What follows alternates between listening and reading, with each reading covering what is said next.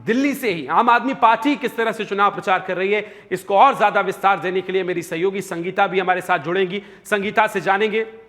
और ये भी है संगीता, आप बताइए कि किस तरह से यहां सीट बदली गई हैं, लेकिन कहीं ऑटो पॉलिटिक्स दिल्ली में नजर आती है। तो जो सीट में बदलाव किया है आम आदमी पार्टी ने, उसके पीछे की जो इनसाइड स्टोरी है वो आपसे जानना चाहेंगे संगीता।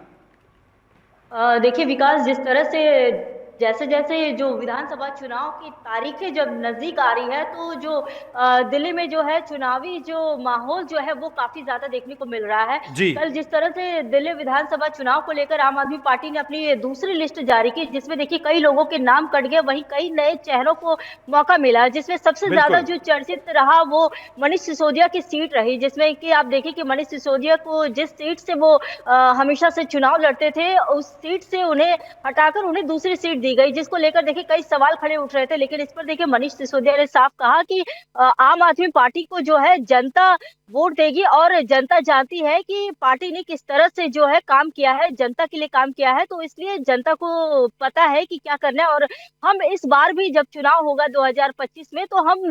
जीत कर आएंगे। और साथ ही देखिए इसी आज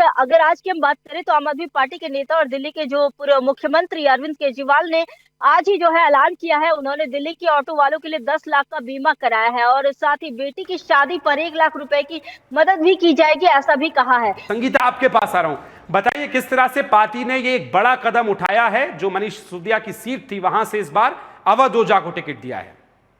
जी हाँ, देखिए अवध ओझा को कुछ दिनों पहले ही जैसे कि आम आदमी पार्टी में वो शामिल हुए, और शामिल होने के बाद अवध ओझा ने कहा कि वो किसी तरह का, जब उनसे सवाल किया गया था कि आप चुनाव लड़ना चाहते हैं, लेकिन उन्होंने इससे इनकार किया था कि वो पार्टी में आए हैं जनता की सेवा के लिए। और इसी बीच देखिए जब दूसरी बार टिकट का अनाउंसमेंट होता है, तो इसमें अवध ओझा को वो सीट जिसमें कि मनीष सिसोदिया पिछले कई सालों से चुनाव लड़ रहे थे, वहां से उन्हें सीट दिया गया। और देखिए यही वो सीट है जहां से मनीष सिसोदिया चमके थे, और उनकी शिक्षा की नीति जो है वो पूरी तरह से चमक कर आई थी। और इसके बाद देखिए जिस तरह से मनीष सिसोदिया 17 महीनों तक जेल में रहे, उसके बाद देखिए अभी जाकर जो है मनीष सिसोदिया को जो सीट दिया गया, यानी कि जंगपुरा सीट, तो जंगपुरा सीट यह कहा जाता है कि आम आदमी पार्टी के लिए सेफ सीट मानी जाती है, इसलिए बात जो है आम आदमी पार्टी इस बार थोड़े से रणनीतिक बदलाव कर रही है दिल्ली के चुनाव में। मीनाक्षी और आपका संगीता दोनों का बहुत बहुत धन्यवाद।